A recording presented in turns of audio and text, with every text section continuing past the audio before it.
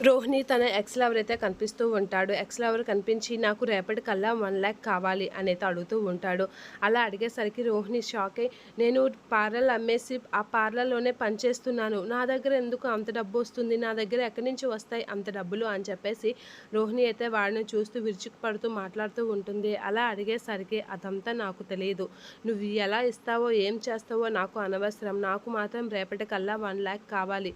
అది ఇచ్చే తీరాలి నువ్వు అని చెప్పేసి రోహిణికైతే వాడు వార్నింగ్ ఇచ్చి అక్కడి నుంచి వెళ్ళిపోతూ ఉంటాడు. నువ్వు ఎలా ఇస్తావో నాకు అనవసరం అని చెప్పేసి మాట్లాడుతూ అక్కడి నుంచి వెళ్ళిపోతూ ఉంటాడు. బాయ్ కళ్యాణి అనైతే వెళ్ళిపోతూ ఉంటాడు. ఇక రాజేష్ వీళ్ళైతే బుడబొక్కలోడికి డబ్బులు ఇచ్చి బాలు గురించి అయితే అడుగుతూ ఉంటారు. ఇక బాలు చేయి చూసి నీకు ఈ రాబోయే రోజులన్నీ అన్నీ మంచి రోజులే అని చెప్పేసి అనేసరికి బాలు అయితే అలా చూస్తూ ఉంటాడు. నీ నోరు కొంచెం అదుపులో పెట్టుకుంటే నీకు చాలా మంచి భవిష్యత్తు ఉంది అని చెప్పేసి బాలుతో అయితే అతను అంటూ ఉంటాడు.